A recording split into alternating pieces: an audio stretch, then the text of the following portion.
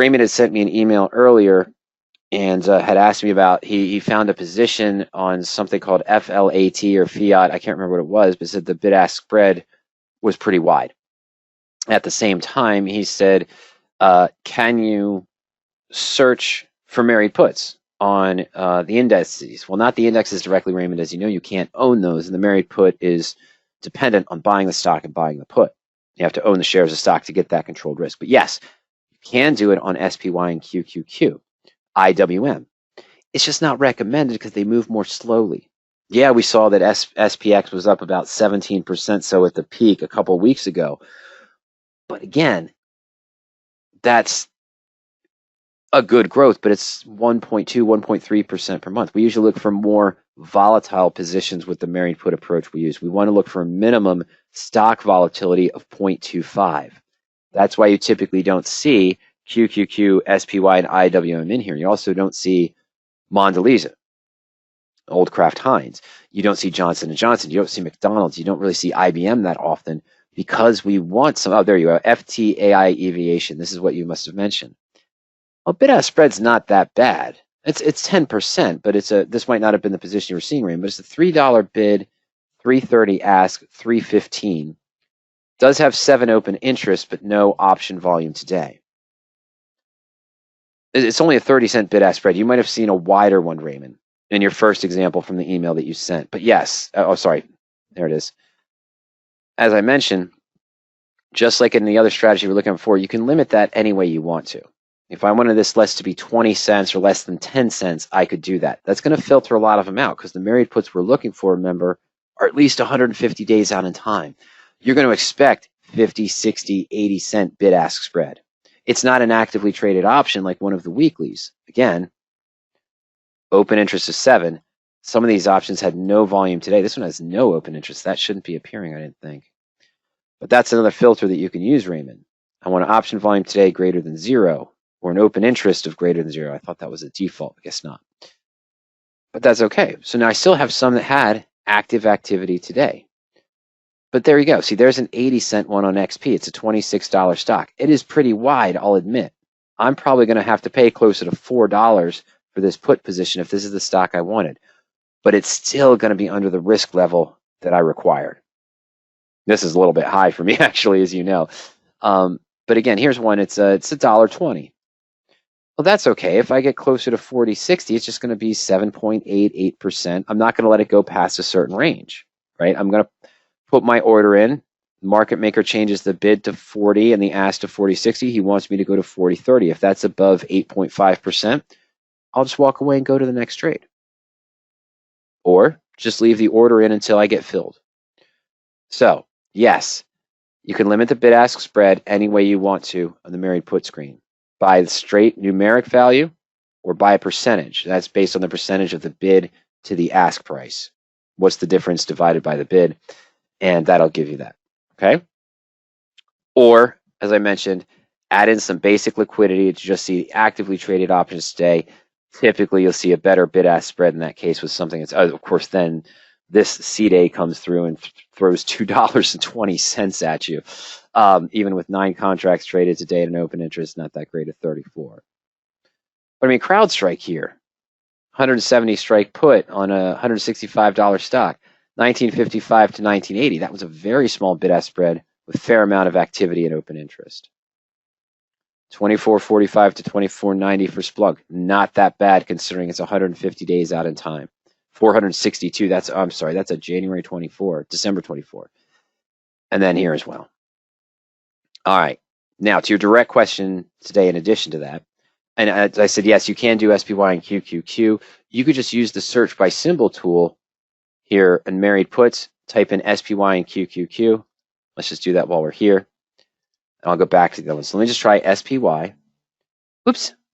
And to keep it simple, where you don't have to worry about selecting the put, instead of less, more, all results, I'm going to do the radioactive results, Raymond, for SPY. I'm going to see if there's anything that matches at least 150 days out in time. No. Okay, so it didn't match it, meaning that the volatility is a little bit too low. So let's just go to more results, for minimum. Let's go 182. Let's go March. Okay, so what's wrong with these trades? Why didn't they particularly show up? Well, it's because here, we're at 443.37. We usually like to go a little bit more in the money, but I think it's also doing the risk at 3%. It wants the risk to be at 3%, but it also wants it to be slightly in the money. So the combinations there are telling it automatically that the volatility is too low for something that would match the direct married put. But you could come in here for SPY, QQQ, try the radioactive. As you saw, we didn't see any results that matched the true things we look for, mostly because of volatility. But then grab the expiration date with the more results, and you go to September, you could go to January of the next year, and then just compare your risks to range in the money to what's comfortable. And then, of course, as always, look at the chart, the profit and loss chart, run your what if scenarios and more. Now, earlier we talked a long time ago about the short straggle positions, right? And we talked about how to set up the search. We have a webinar on this that I'll send you a direct link to that's more complete, Raymond. But Raymond's question was, married put on dividend kings that have paid dividends for over 50 years. We don't have that direct company list, but if you know those stocks, 10, I don't know, what is it, 20, 25 stocks, you could create your own personal stock list. I could screen just against NASDAQ 100, S&P 100, S&P 500, different lists, Motley Fool 100. You can create your own personal list of 10, 15, 20 stocks you want to follow. You want to leave the options criteria, 150 to 900 days out. I'd lower the risk. You'd probably get away with 2 to 9%. I'd probably even just go 2 to 7% with something that has that low of volatility. Keep the strike range and the percent in the money. Don't have to worry about the bid-ask spread. But then take out all the technicals. Sure, they're going to have an average stock volume of 300,000. That's not an issue. They're not going to have the volatility of 25% for the underlying security. Take that out. We like to see stocks that are above the SMA 50. You might want to leave that in. But if you run that list, the 20, 25 stocks you create with your own personal stock list, Raymond, for the dividend kings, and you don't get any results, just change this to none versus none. Because you don't care if it's an uptrend or a downtrend. Might have to adjust the stock price and the earnings per share growth. That might limit the results. And then the list, change it from our preferred list that's down here to your created list, my dividend stocks, whatever you want to call it. Now, I'm just going to go to no list right now. And again, this Raymond doesn't show you the dividend kings, but what did I do? I'm going to leave the stock price in there and that earnings per share growth. I took out the SMA 50, and I took out, I'm going to put in back in the 500,000 volume, but it's not going to be an issue in this case. And so I got to go back to fundamentals. Show me something that pays at least a 3.2% annualized dividend, stocks 9 to 200, that have a positive earnings per share growth, 500,000 average stock volume per day, didn't touch the option criteria other than the risk. More than 600 results. Okay, so let's put our risk back to 3 to 7%, 3.5 to 7% or so. Maybe that'll get us down to the list. There we go. So you've got things in here: Lazard, Stanley, Black & Decker, Genco Shipping, Tyson Foods, Huntsman, Dow Chemical. That's probably a king, if I'm not mistaken. Whatchamacallit might be too. Not Allstate. Black & Decker I was thinking of. There's your FTI Aviation. One Main Holdings now hasn't been around long enough, I don't think. And then, of course, you can go through the different ones. Another thing you might want to consider is something like that. It's going to have a very large market cap. So I'm going to put in greater than 15,000 to just look for the large cap ones. Tyson, Dow, Fidelity National, Newmont Mining, Coterra, Corning. Corning is probably one, right? Magna, Morgan Stanley, TELUS, Target, Southern Copper. So there you go.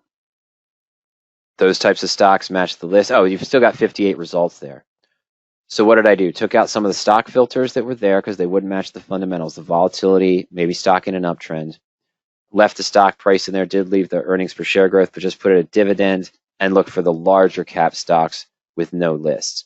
If you have that list of the kings that you want, the dividend paying kings for 50 years, as always, just go into lists, click on create and modify lists, click on create list, give your list a name, paste your symbols in there or type them in, and just click create.